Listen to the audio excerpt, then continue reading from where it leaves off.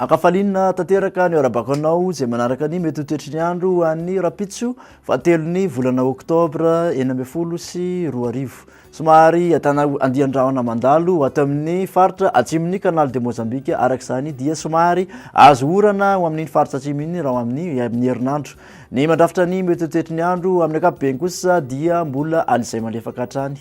Raha ny toetry ny andro rapitso maraina dia ahitana orana tandrifindrahona amin'ny faritry Sofia sy Diana iny, ahitana orana tandrifindrahona ihany koa raha ho an'ny faritry Melaka sy ny tapany avaratry ny faritry Menabe. Somary ahitana andian-javotany kosa raha ho an'ny faritra ampovoan-tany. Andrahona ny andro ho an'ny faritra atsimo ary fandimby-ndrahona sy masoandro raha ho an'ny faritra sisa.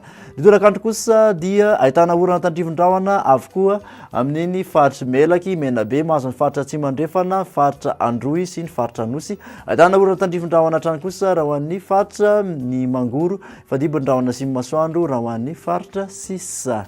Raha ny maripana ambany indrindra voavinavina dia 10 degré Celsius ho amin'ny faritra Vakinakaratra, manodidina ny 12 ka hatramin'ny 13 ho an'ny faritra ampovoan-tany ary mihoatra ny 12 kosa raha ho an'ny morontsiraka rehetra. Ny maripana ambony indrindra voavinavina dia 4-30 degré Celsius any Antsohihy hatrany, manodidina ny 5-20 ka hatramin'ny 7-20 raha ho an'ny faritra ampovoan-tany ary mihoatra ny 7-20 kosa ho an'ny morontsiraka.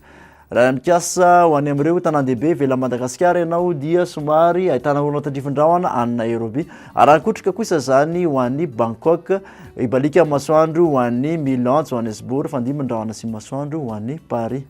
Raha mikasika ny toetry ny andro ho an'ny nosy manodidina ny Madagasikara indray dia somary fandimby-ndrahona sy masoandro ho an'ny Seychelles, Comores ary Saint-Denis, ibalika kosa ny masoandro raha ho an'ny Port-Louis. Izay indray ary ny masaka azo natolotra anao, misaotra anao nanaraka zany hatramin'ny farany, malasanao amin'ny manaraka indray, veloma tompoko.